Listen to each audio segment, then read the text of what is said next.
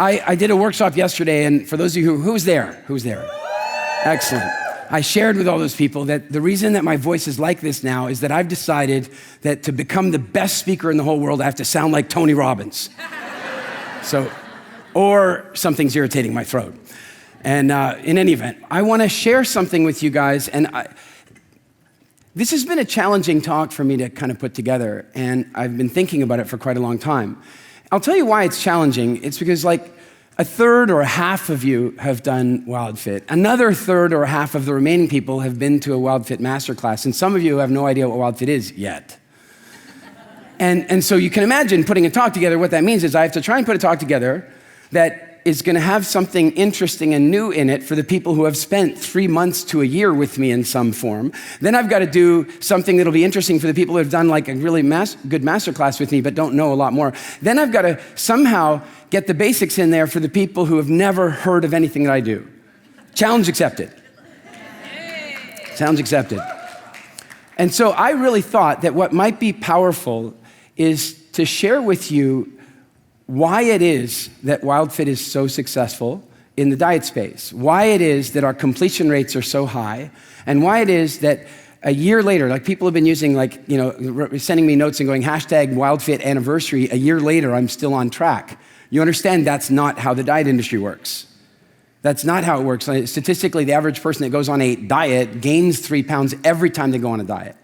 And often their food habits get worse. The worst we get, every now and again, we get clients that go, oh, Eric, I've kind of fallen off the WildFit bandwagon a little. And I go, well, how far did you fall? And they go, well, I never will eat this again. And I don't eat that, and I don't even want that. And I go, well, how far did you really fall? Right?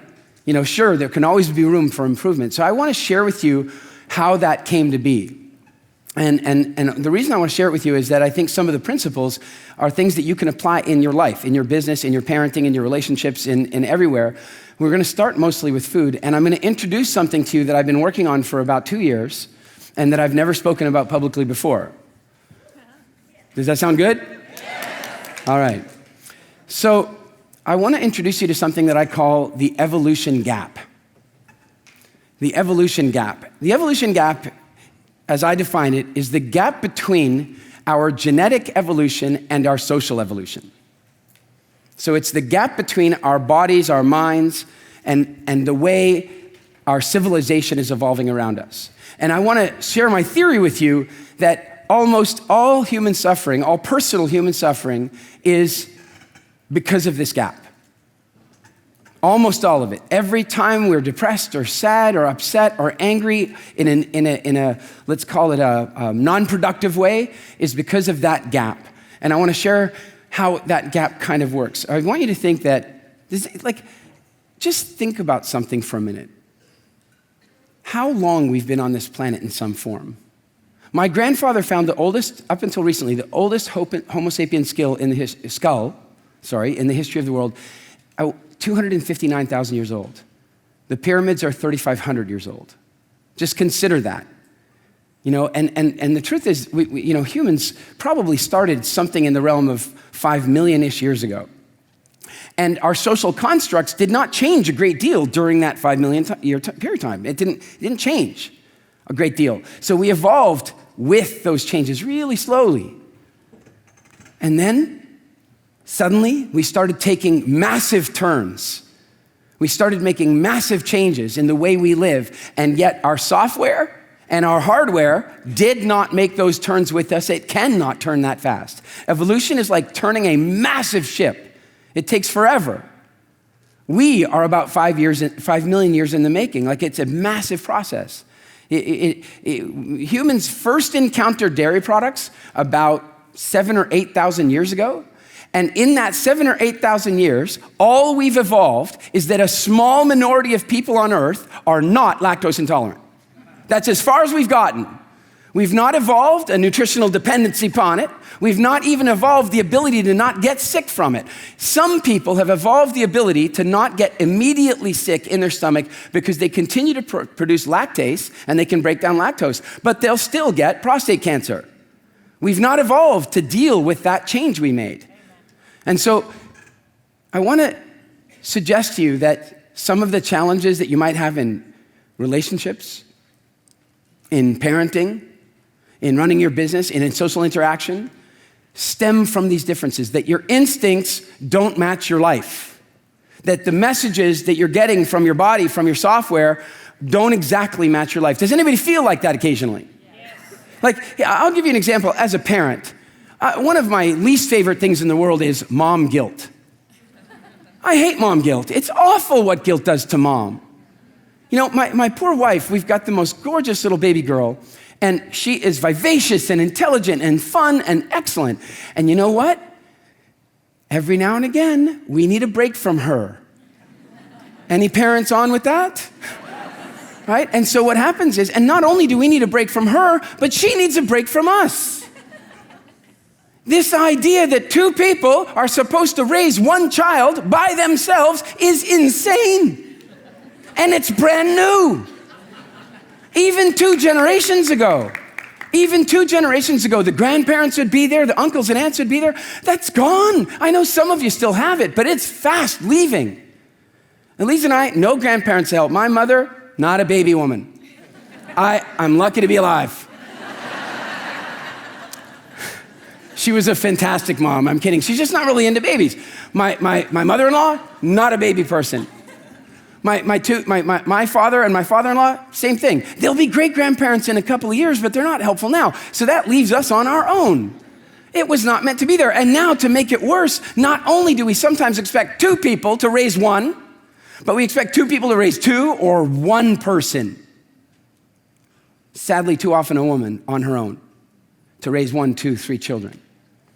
And then judge her when we see her on her own, that somehow she's doing something wrong. Go for it. I dare you to try it, 1 on your own. Yes.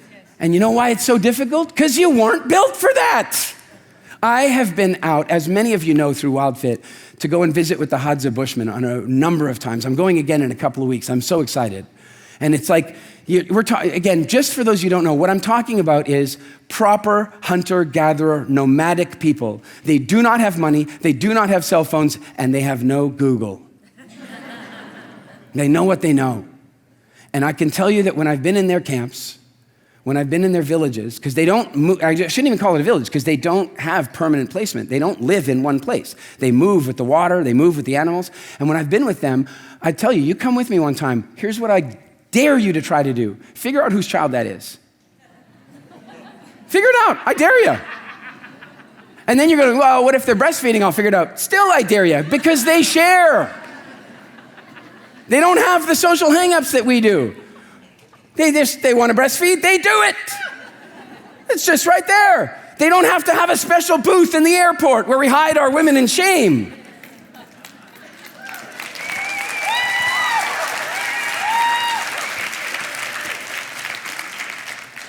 And so, many of the instincts that we have are a mismatch with the way we live. Because if you imagine 30,000 years ago, or if you're a Bushman today, right, the way we lived most of our genetic history, you've got a baby, say it's 2-ish, toddlerish, and it's crawling over here, and you're here, okay? No mom guilt. Make sense? Why should you have mom guilt? The baby's right there. Tiny bit of mom guilt. Because there are hyenas. A little more mom guilt.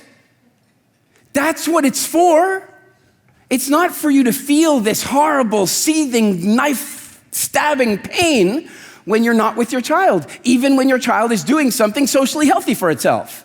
Does this make sense? Yes. And yet mothers punish themselves with this. I got such a powerful lesson in this because our little girl goes to a little Montessori preschool, which she loves. Like in the morning, I have to go, Zoe, bye-bye.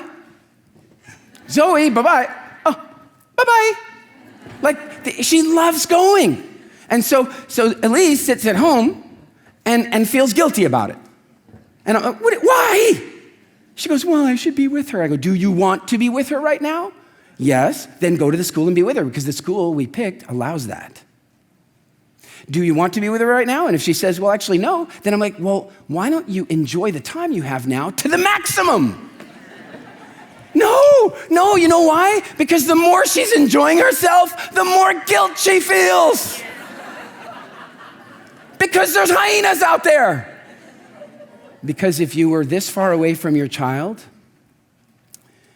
and you started to get distracted by enjoyment, your child got eaten. And so your software says, don't enjoy yourself when you're away from your child. Do you get this? Okay, so let it go.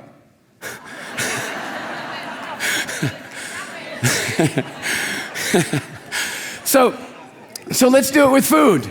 Let's do it with food, all right? I want you to think about food. Now, think of our evolution relative to food. Here's what we evolved to deal with. Food was incredibly rare. It was incredibly rare. In anthropological terms, we have this measurement where you go, it's called calories per acre. It's called calories per acre. So what does that mean? It means how many calories are available per acre in your social construct. And so if you're like a totally nomadic hunter-gatherer bushman, your calories per acre are very minimal. That means that every single day you're gonna have to walk 10 or 15 miles minimum to get your calories per acre and all the other non-calorie nutrients you need. Does that make sense? Then as you come forward, we say forward in civilization, and you get to say the Maasai people. They are pastoralists, so they keep livestock, which means they now have hundreds of thousands of calories per acre around them all the time. They don't need to do quite as much work, except that the calories they have around them need to graze, so their calories have to move around, so they have to move with them. Then you go to agriculturalists. Well, agriculturalists grow millions of calories per acre, so they get to do nothing. They work very hard to plant and very hard to sow, but in the middle, it's kind of not so much work compared to being a hunter-gatherer. And now we're in Southern California where we live in gazillions of calories per acre. No, we live in gazillions of calories per bite. I would like Uber Eats, let's see. What would I like to get right now? Maximum calorie load, minimum effort. How's that working out for the population? You see, because what we evolved for was the rarity of food. We evolved not to starve. And if I look around America, I see some people doing a fantastic job of not starving. Their body is responding well, packing it in just in case that drought arrives. Right? And so how does that happen? All right, well, we evolved for this incredibly rare food situation. And then one day, I often imagine it like this. A couple of early people, they're in camp one day. And they get back to, as a matter of fact, they arrive at a camp that they haven't been at for about a year. And they get situated, and then one of the guys looks over here, and he's like, hey, look at this. You know that root vegetable that we really like all the time? There's this one gorgeous root vegetable I eat when I'm with them, and it's like halfway between a sweet potato and an onion. And you can eat it raw, but if you put it in the fire, it's amazing. And so the guy goes, yeah, you know those things, the sweet potato onion things? They're growing here. They never used to grow here. Why do you think they're growing here? I don't know. Do you know, I think that's where we left all the bits and pieces last time. I think that's where we dropped the do you think we grew them? That's the moment that it changed. That's the moment we changed our relationship with food. We started to be able to control it. We started to deal with agriculture. We started being able to grow our plants. Now, here's one of the problems that happens with that. I would like you guys to vote with me. There are two plants we can grow. One is a gorgeous, luscious, sweet-tasting watermelon explosion of gorgeousness, and the other one is kale.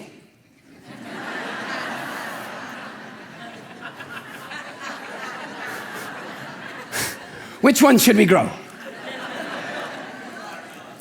Now, what I want to suggest is at the very moment that they figured out that they could grow their own food, they will have selectively begun breeding for food that they enjoyed the most, not necessarily the foods that they needed the most. Does this make sense? That's where it starts going wrong. That's where it begins. And then technology comes in.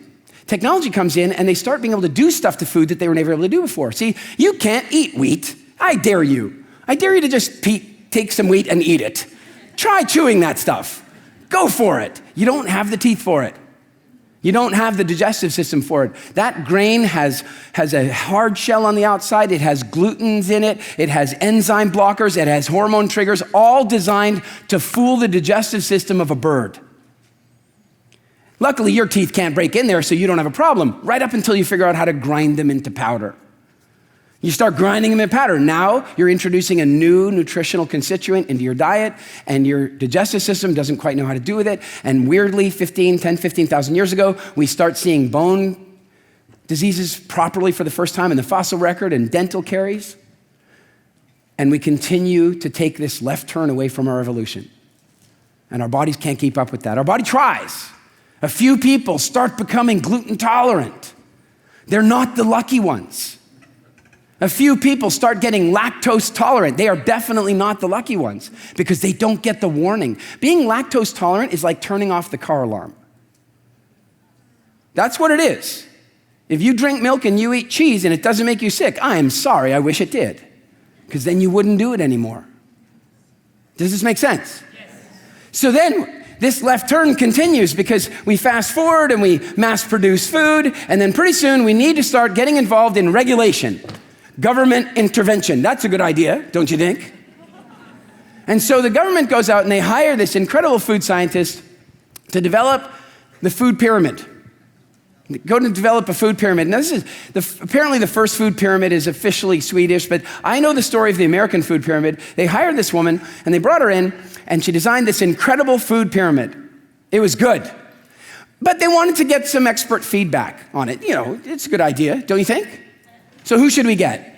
Should we get the United States Dairy Association? Should we get Kellogg? Because we did. And the beef growers and the sugar industry? Because we got them. And they took the pyramid and they turned it upside down. And the woman who created the pyramid said this: if you publish this pyramid, you will create an unbelievable epidemic of type 2 diabetes and obesity like you've never seen before. And they still did it. And she was right. Because our bodies are not built for this massive left turn. And not our instincts either. See, here's another one. Fruit was always seasonal. For our ancestors, it was always seasonal. And you know what's crazy now is that the whole keto movement has come along and vilified sugar. Sugar's evil, man. Look, English is a complicated language. It's complicated because you can use one word to say many different things with different meanings. So for example, is meat good or bad? I don't know. It depends, doesn't it? There's definitely some bad meat out there and there's definitely good meat, so you can't do it like that. You know, and so we've done the same thing with sugar. We say sugar's bad. Well, no, our ancestors grew up eating sugar when it was available. I got to tell you something. When I'm out hunting with the Bushmen, nothing will distract them more than a beehive. It is amazing. We're like totally on the hunt, hunting along. Oh, honey. Okay, everybody stop hunting. They crack the tree open and they're hacking at it and the bees are swarming everywhere. Those bees don't sting, interestingly enough. They're tiny little bees. And you scoop the honey out of the tree. Sorry, vegans, because there's bees in the honey, but it is the yummiest honey you've ever had. And when fruit is available, they eat it. But then what happens is the fruit's not available. And they're probably sad about that. They might even get a little low blood sugar. They might even get hangry. But then they'll get over it as they pass back into keto, and the craving goes down, and then they won't even think about it again until the next ripened season.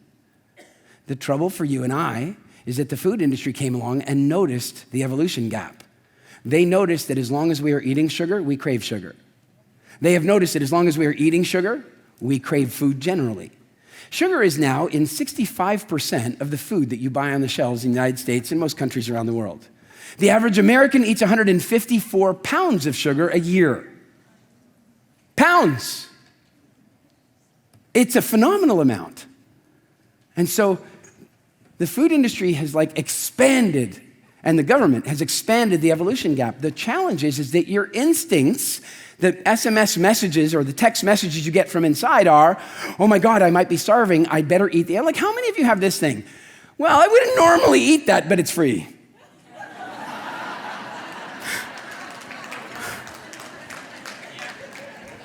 That's not you. That's like, look, I think I've shared this with some of you before, but help me out here. We got to do some quick math. How many parents do each of you have? Okay, I know we live in this new world of great, interesting family dynamics. I'm talking genetic parents. How many do you have? Okay, so count back the generations with me. So at one generation back, 2, then next, then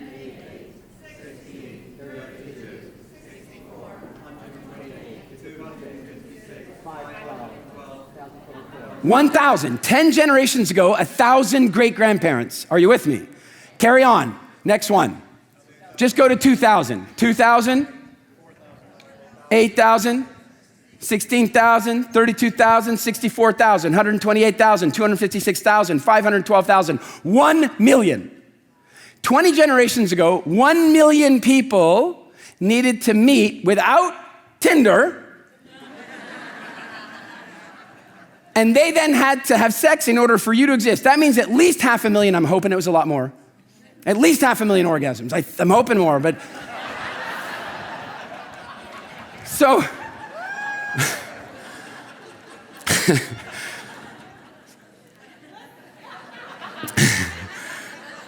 that one simmers a little, does it? The point is that some of these instincts that we have, and you've got to imagine, like, those people lived through the most unlikely environments, the unlikely circumstances. They lived through incredibly difficult challenges. We live in the safest times in the history of times. I shared this with the group yesterday.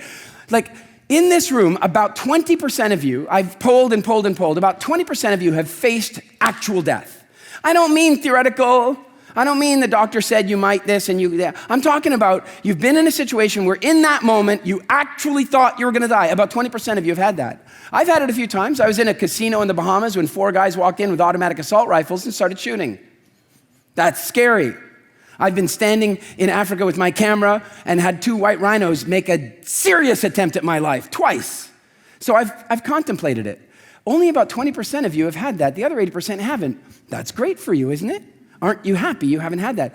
Go back 3 generations and how many of you would it be? All of you. Go back 10 generations and it would be all of you annually. Go back another 10 generations, it'd be all of you daily. Daily you would have been dealing with stuff. Daily there was a hyena over here. Yeah, a couple of years ago, I did one of our Kilimanjaro adventures, and at the end, I was going to go off and visit with the Bushmen, and so I kind of extended an invitation to one of my WildFit coaches, Yvonne, and she came along, and there were 2 of our Mindvalley photographers, Kirsty's here somewhere, and Karen was there with us, and they actually came with me to go visit the Bushmen. And it was interesting, because I thought what I'd have to do, sorry, a little sexist, wrong, I suppose, is that the women would probably want to stay back at the lodge, and I would sleep overnight around the fire with the Bushmen. You know, that was my mistake. That's what I thought. And Yvonne was like, hell no. She's German. She's tough. She's a WildFit coach, man. I'm coming out in the bush. And I'm thinking, well, these 2, look, the 2 Estonian girls, there's no way they're going out there. There's nails that could be broken. If you see it, they really take care, right? No way. They're like, we're in. We're in. I should have known. They walked up Kilimanjaro like it was nothing, so I should have known. And we're out there. We get there. We lay out the sleeping bags, and then we discover a problem. I only have 2 sides. Because now we have to argue about who gets to, because suddenly the reality of it is in. There are animals out there. It's not here. You can feel unsafe in some, you can go to East LA and feel a little unsafe if you like, but there's a different unsafe out there. There's no cell phone coverage. And so all of a sudden we hear this, whoa. And Karen goes, what was that? I go, it's a hyena. And she goes, what? How far? It's like 5 miles. She goes, oh, thank God. I go, yeah, that'll take it at least 20 minutes.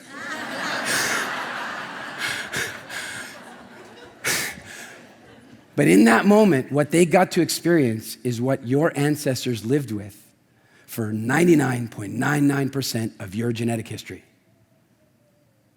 And so that's why sometimes your instincts mismatch with your reality. That's why some of you have received a visa bill and thought you were gonna die.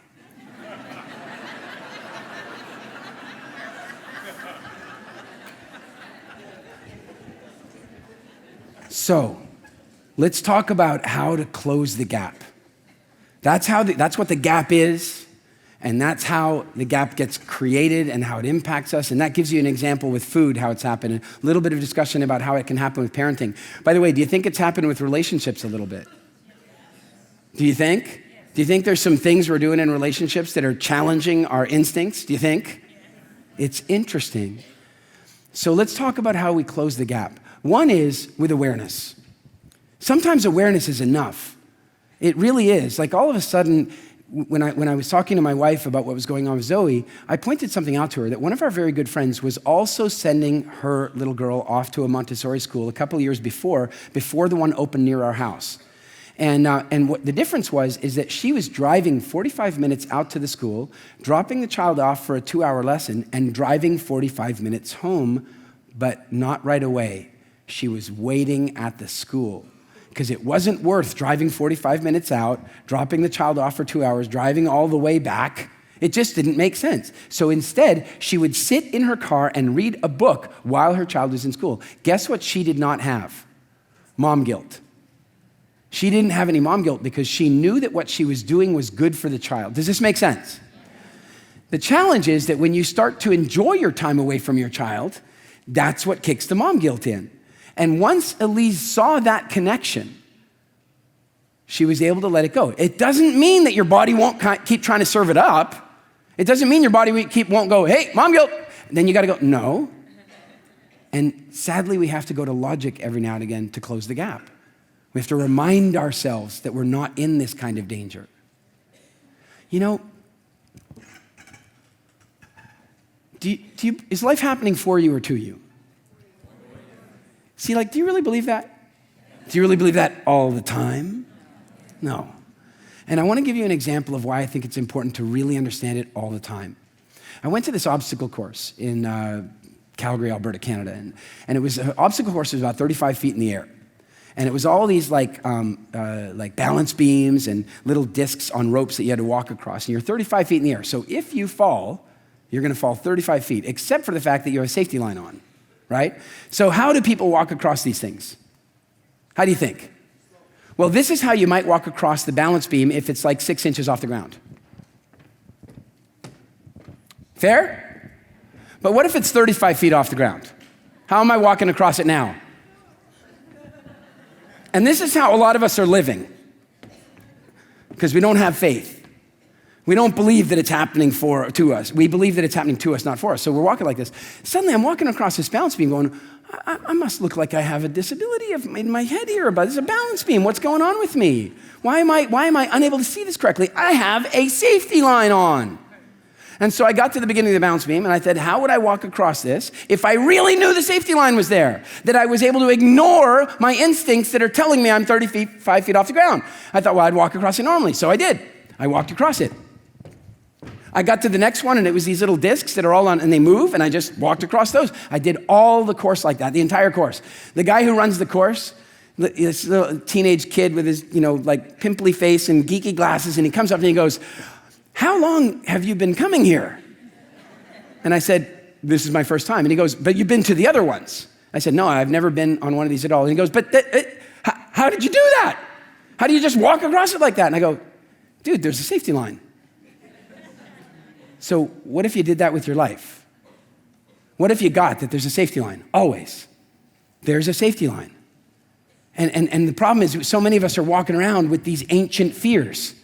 This evolution gap, my ancient instincts, ancient fears, and I'm terrified when you have the most incredible safety lines around you. We have social safety lines, we have family safety lines, we have financial safety lines, we have bankruptcy laws, we have governmental systems, we have safety lines upon safety lines. We live in the safest times ever. I'm not saying there's no danger at all, but the danger that you actually live with is infinitesimally small compared to the danger that your DNA thinks you're living with.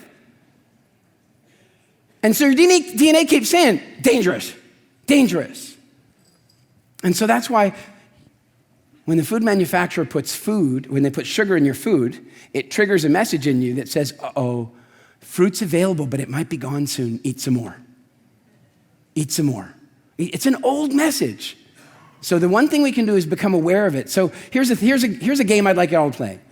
I'd like you, for those of you who have not done WildFit yet, for those of you who have done WildFit, you've done this before, do it again. Go grocery shopping and look at the labels and observe where sugar is. Where is sugar in Rice Krispies? What place on the ingredients? It's not first, come on, it's breakfast cereal. Where is it? Second ingredient. Where is it in cornflakes? Where is it in Frosted Flakes? It is first. It's first. It shouldn't even be called frosted. It should be called sugar with corn. It's insane. And so what we need to recognize is that they're playing upon our old instincts, this evolution gap, and they're profiting from it. So when you read the ingredients, you pick up a jar of tomato sauce and you go, oh my God, sugar's the second ingredient. What? What I want you to do is take the jar and just smash it on the floor in the Whole Foods. If you do that enough, they'll stop stocking that stuff. Okay, now, what I'm really saying is don't buy it. Don't look at it with disappointment. If you look at it with disappointment, you're gonna eat it. Oh man, I wish there wasn't sugar. Disappointment, emptiness, little food devil. Well, it's not your fault. Right? Yeah, this is what I want you to do instead. I want you to look at it and go, what?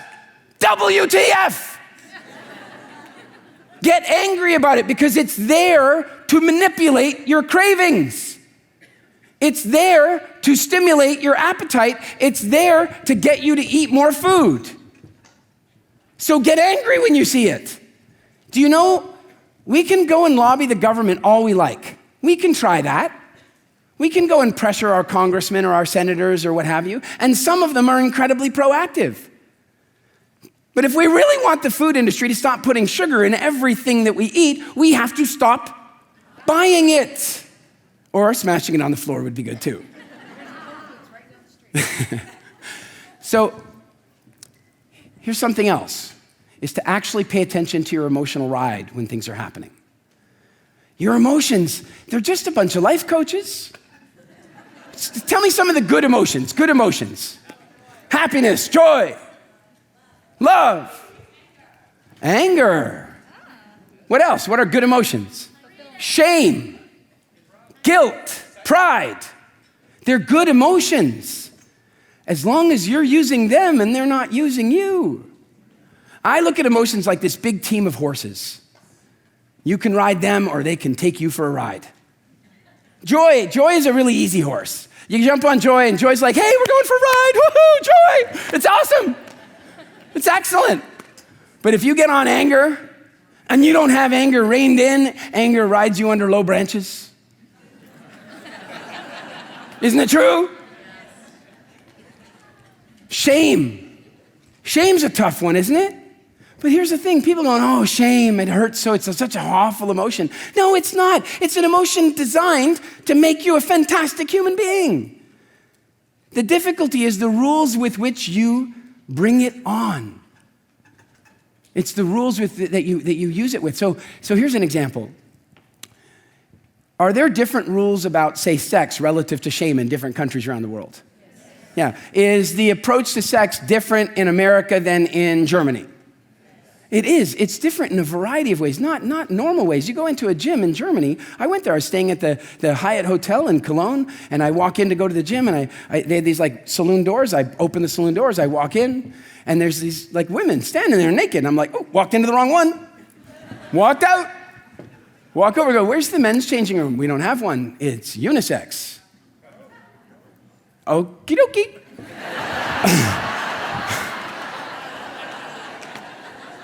I can live with that.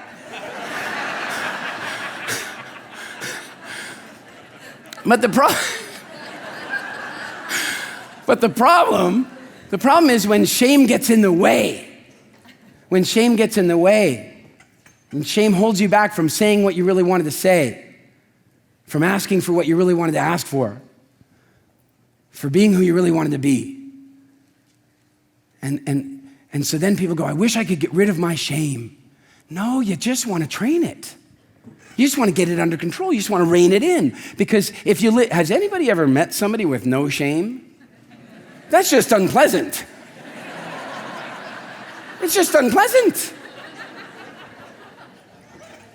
So what we have to do is notice that our emotions evolved over the last several millions of years, and our environment has changed dramatically in the last 15,000 years. And so that means that our emotions are not always the most accurate representation of the coaching we need in that moment. Is that true? And so we can bring some consciousness to that. So here's another example with food. And those who are in WildFit, you'll be familiar with this, but it's called the food timeline. The food timeline. Okay, now how many of you, this is an odd question, but how many of you have ever eaten some food for a reason other than your physical sustenance? Oh, everyone. Okay, all right. So in other words, that's a fancy way of saying how many of you have stuffed your face full of empty calories that had nothing to do with your sustenance, but had everything to do with you thinking it was going to change the way you felt? Who's done that? Okay.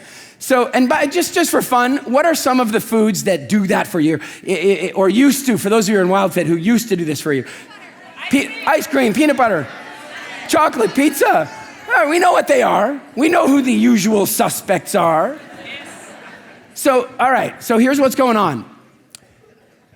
Is it possible that a person is feeling not great? Is that possible? Let's say they're feeling a little lonely, a little low. And then their food devil goes, how about a little bowl of ice cream? And their angel's going, dude, I'm gonna have to get new belts if we keep doing this. Yeah, but it's just this one time. Okay, you say that every time. I'm not gonna fall for every time. Yes, you are. And you give into it, right? Now, I know many of you don't anymore, but many people do. Now, here's what I want to ask you. Let's say on a scale of 0 to 10, you're feeling a 0 emotionally. You're in the bucket. You're in the bottom. You're feeling bad. All right? So here you are, not feeling good. And then, how good is the ice cream going to make you feel? Really, truly, how good do you believe it's going to make you feel? 10 at least, if not more. If it's Haagen-Dazs, 11. It's gonna do it. It's gonna do the trick. And so excellent. Now here's the real interesting thing though. You're at 0. Your food devil and your food angel are arguing about that. Ever notice the food devil has a number of personalities? Like I discovered the other day a new one, but some of the ones that I've been aware of for a while, like how many of you can't stand whiny teenagers? Anyone whiny teenagers? Like, don't raise your hand if they're with you. Jeez. But like whiny teenagers, right? Nobody likes that. Really?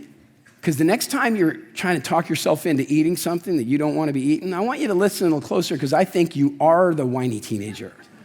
I want you to hear about, doesn't your food devil kind of go, oh, come on. The other kids are doing it. Doesn't that happen? Whiny teenager, that's one personality. Then there's another personality, and that's the drug dealer. That's the drug dealer. That's like, come on, just one Cinnabon. Just one, you don't even have to finish it. And these ones are free. Right? And then I discovered another one the other day. This woman comes along, she goes, I don't have any food dialogue. I don't even talk to myself about food. I got nothing. I got no food dialogue happening here at all. And I go, well, how does it go? She goes, I walk into the kitchen. It says, go get some cake. I go, okay, who says that? She goes, I don't know. Well, so you got some food dialogue, somebody saying something, and I said, describe to me, what is it like? She goes, well, it's just this voice, and it says, go get me some cake. And I go, oh, she's got, her food devil's wearing that wife beater t-shirt with food stains on it. Woman, give me some ice cream. Yes. Right?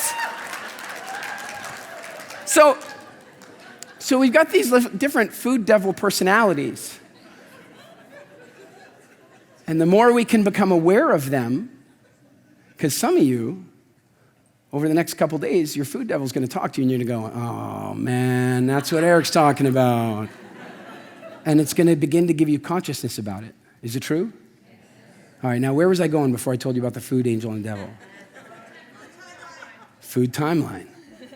And so here's my question. You finally give in to the devil. You decide you're going to do it this one time. When do you start feeling better? When do you start feeling better? Do you feel better when you have the first bite? Do you feel better when you smell it? Or do you feel better the moment you gave yourself permission? Do you get how dangerous this is? It was never the food that made you feel good. It was the permission and the rebellion. And as soon as you gave yourself permission and rebellion, you released serotonin and dopamine, and you started feeling good. And then you ate the food, and you linked the food to the feeling good, just like Pavlov's dogs. And this happened to you when you were 6, and it's still happening today. The food never made you feel good. Now, unfortunately, it'll amplify it because these high-calorie, high-sugar food, eat it in, and it will double your serotonin production. It'll double your dopamine release. And so now you'll feel even better. But how will you, and you guys, some of you have played this game with me before. We're about to order pizza and ice cream. For those of you who have done WildFit, it was the old days. It was before. We're about to order a bunch of pizza and ice cream, and we're gonna celebrate. We just won the big game. We're about to order it. Everybody, when I count to 3, make the sound that represents the food celebration that we're about to give ourselves a big treat. 1, 2, 3. Yes, we're very happy about it. Everybody, in a count of 3, make the sound that represents the way you feel an hour and a half after eating the pizza and the ice cream. 1, 2, 3. And that's the other part of the food timeline. And that's why we need to figure out how to close the evolution gap, because so much of our life is set up that way. Our instincts are kicking in to deal with the present, and they're hurting us in the long term. Does this make sense to you? Yes. So I want to leave you with this thought. I want to leave you with the thought that the past is the past, that it really happened, and it happened without meaning. You gave it some meaning. Your parents gave you food. They told you you were a good little girl because you finished your whole plate. How dangerous is that? They told you that because you fell down and skinned your knee, I'm going to give you this cookie, and love and sweetness all got attached to it. How dangerous is that? That happened to you, many of you, and other things in this conversation. And what I'm going to ask you to recognize is that the past is now gone. And the meaning that you created back then is not the truth. And that tomorrow is a fresh day of creating new meanings and new consciousness where you can really take a look and recognize you are living in the safest times in the world and you have a safety line on. And so from now onwards, instead of teetering your way through worrying, is that business deal gonna happen? Is that guy gonna call me back? Why didn't she text me? What's going on? Why is everything so scary? Instead, I'm gonna ask you this. For those of you who have played video games, what is your favorite part of the game? The hardest levels. The boss, the hardest level, isn't it true? And so for at least the next 3 weeks, I have an exercise for you. It's this simple. When the hard stuff happens, I want you to get that if life was unbelievably easy, you would give up on it. You would give up on it. You would never read Jim Rohn. He always said, if you picked up a book and in chapter 1, nothing serious happened, would you get to chapter 2? And if chapter 2, nothing serious happened, would you get to chapter 3? Absolutely not. And so don't ask for life to be easier, ask for you to be stronger. And so the next time something comes along and the wrong phone call happens, you realize it wasn't the wrong phone call. The next time a food craving kings up and you go, oh, I've always done this in the past, you go, no, that was the past. I'm now creating my future. Does this make sense? Yes. And so that's the goal for the next week. Something tough comes along and pushes your emotions, makes you angry, makes you upset, makes you uncertain. What I want you to do is just this. It's a very simple exercise. So I've just received bad news, which is really a way of saying that the video game just said, level up. Are you with me? So everybody with me, I'm going to say level up. You're going to go level up, and you're going to do what I do, and that's what you do for the next week when you level up. Are you ready? Okay, it's like this. I'll show you the old way first. You go like this, level up, bad news comes in. Right? That's what we do. No, not anymore. We're gonna go level up. Okay, with me now, 1, 2, 3, level up. Awesome, I got this. Thank you guys so much. It's been a real treat always to share with you. Thank you. Thank you so much.